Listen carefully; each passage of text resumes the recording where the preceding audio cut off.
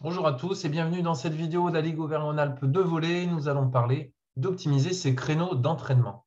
D'abord, nous allons parler d'optimisation temporelle, ensuite de l'alternance des catégories et enfin de l'optimisation spatiale. Donc des idées pour mieux organiser vos soirées d'entraînement dans vos clubs. La première, ça va être de découper votre soirée en 3 séquences d'entraînement. Une première donc pour les plus jeunes, collège-lycée, plutôt collège entre 18 et 19h30, enchaîné avec l'entraînement M18, M21, donc lycée étudiant, et les seniors et les collectifs seniors sur la dernière partie de soirée. L'idée, c'est de découper en tranches d'1 h 30, mais sur des créneaux d'1 h 45. C'est-à-dire qu'on va avoir un quart d'heure en commun entre les deux groupes d'entraînement successifs, 15 minutes où le groupe qui se prépare va pouvoir s'échauffer, sans ballon, en faisant du renforcement ou de la coordination, et bien sûr dans le respect, c'est-à-dire en silence, pour ne pas perturber le groupe qui est en train de terminer son entraînement. Ça permet d'avoir 1 h 45 pour chaque collectif et vous allez pouvoir alterner des genres. C'est-à-dire que vos M15, par exemple, certains M15 identifiés pourraient enchaîner et faire une partie ou tout l'entraînement des M18, M21 qui suit, par exemple. Idem pour M18, M21 qui pourrait prolonger sa séquence d'entraînement en faisant peut-être le début de l'entraînement des seniors ou tout l'entraînement. Sur l'alternance des catégories maintenant, dans cet exemple qui est pris ici, on a nos 4 soirées d'entraînement découpées en 3 séquences. Dans le cas ici, on a 2 terrains. On pourrait alterner les catégories en regroupant, par exemple, les M13 et les M15 garçons. Donc là, j'ai pris le bleu pour les garçons, le rose pour les filles. Ce n'est pas très original, mais ça permet un peu plus de lisibilité. M13 et M15 garçons, ça va permettre d'avoir les M13 sur un terrain, les M15 garçons sur l'autre terrain, et éventuellement de pouvoir faire des choses en commun, c'est-à-dire pouvoir travailler sur des groupes de besoins et pouvoir par moment faire des passerelles entre les deux catégories d'âge. Et ensuite, on va décaler, vous voyez que le bleu est comme ça en quinconce sur l'ensemble des soirées, de manière à ce que certains M15 puissent participer à une troisième séquence d'entraînement ou un autre entraînement peut-être dans la catégorie supérieure, c'est-à-dire avec les M18. Donc, cette organisation-là vous donne beaucoup plus de souplesse sur des joueurs qui pourraient faire 2 séquences d'entraînement et pas forcément les mêmes en fonction de leur niveau et permettre pour certains de se rajouter une troisième séquence. Donc, c'est une organisation qui permet énormément de souplesse et bien sûr d'aller dans le sens de la progression du joueur. Cette deuxième proposition, là, on va être sur une alternance et on va avoir des créneaux mixtes. C'est-à-dire que, par exemple, sur le lundi, on a les M13 garçons et filles. On va avoir un terrain pour les garçons, un terrain pour les filles.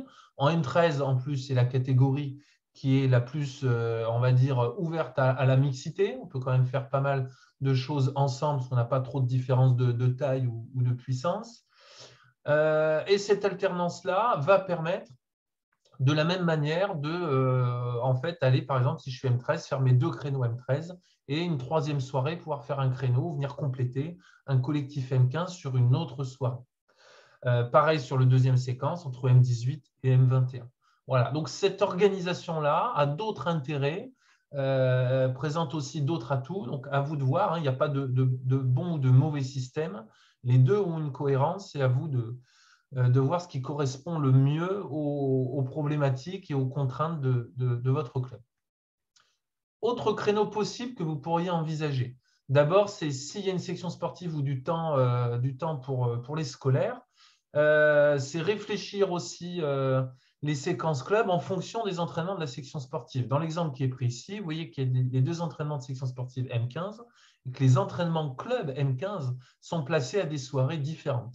Voilà, pour permettre comme ça d'augmenter les possibilités d'entraînement pour les jeunes de vos clubs. Idem pour les créneaux de section sportive M13 avec des créneaux club M13 qui sont placés sur d'autres soirées. Le mercredi pourrait être optimisé, le mercredi matin par exemple pour les primaires, d'accord, parce qu'ils n'ont pas cours le mercredi matin, reste bien sûr à pouvoir trouver un encadrant pour le mercredi matin.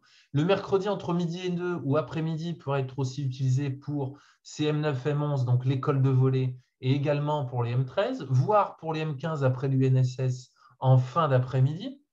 Donc, optimiser comme ça ce mercredi après-midi pour y placer un maximum d'entraînement et notamment des plus jeunes, puisque c'est sur cette journée qu'ils ont le plus de disponibilité. Ensuite, le vendredi en fin d'après-midi pourrait être utilisé pour un créneau M9, M11 dès la sortie des classes des primaires, soit 16h ou 16h30, pouvoir enchaîner avec un créneau de l'école de volley. Permet aussi de gagner un créneau et d'avoir le fameux deuxième créneau d'entraînement pour cette catégorie d'âge. Le samedi matin pourrait être utilisé en priorité pour le baby. Les parents sont dispo pour amener et rester avec leur enfant et vous pouvez organiser en parallèle du baby des créneaux de fit ou de soft volley, pratique bien-être pour les seniors sur lesquels on peut intégrer justement les parents des jeunes et les parents du baby notamment. Ça peut être sur du début de matinée, entre 9 et 10 ou 9h30, 10h30 ou 10-11, mais plutôt en début de matinée, ce qui permet d'avoir un créneau jeune sur la fin de matinée ou entre midi et 2, voire 2 créneaux jeunes sur ce samedi-là, pour les groupes de jeunes qui ne jouent pas sur les week-ends. Donc là, on va être plutôt sur une rotation et un créneau d'entraînement qui va venir se rajouter sur les week-ends où ils n'ont pas de match. Et enfin, le dimanche matin, des créneaux qui pourraient être mieux utilisés, puisqu'ils sont souvent peu utilisés. C'est des créneaux qui sont utilisés dans beaucoup d'autres sports, notamment le tennis, où on s'entraîne le dimanche matin. Pourquoi? Parce qu'à la différence des matchs, on peut facilement rater un créneau d'entraînement parce qu'on part en week-end en famille. Donc, un créneau d'entraînement, c'est moins problématique. Et le dimanche matin, ça ne vient pas bouleverser les plans et les organisations qu'on pourrait avoir en famille. Donc, se réserver le dimanche matin pour une pratique sportive pour soi, c'est quand même envisageable pour bon nombre de pratiquants. Donc, venir placer le dimanche matin des créneaux loisirs ou certains créneaux départementaux seniors, ça pourrait être intéressant à utiliser. Ensuite, sur l'optimisation de l'espace, là, on est sur des tout petits, par exemple sur l'école de volley. On va pouvoir placer, en coupant nos terrains de volley en 4, on va pouvoir placer sur la configuration ici jusqu'à 36 joueurs. Donc, on a 3 joueurs sur ces quarts de terrain. On va pouvoir jouer soit sur des vagues successives, soit sur du gagne-terrain, avec un principe ou non de montante descendante. Mais on va pouvoir comme ça placer jusqu'à 36 joueurs sur nos 3 grands terrains. Alors parfois, dans nos clubs, on n'a que 2 terrains. Et ben, on va essayer d'optimiser l'espace en dehors du filet et pouvoir placer des ateliers pédagogiques. On va pouvoir faire ou de la coordination motrice, de lecture de trajectoire, des manipulations. Et avec une rotation et un roulement, et ben, on a un tiers des jeunes sur nos ateliers et 2 tiers sur notre filet. Et ben, on va faire des rotations pour que les jeunes passent par le filet et puis par les ateliers. Même chose sur notre catégorie M13, où on va jouer plutôt en 2 contre 2.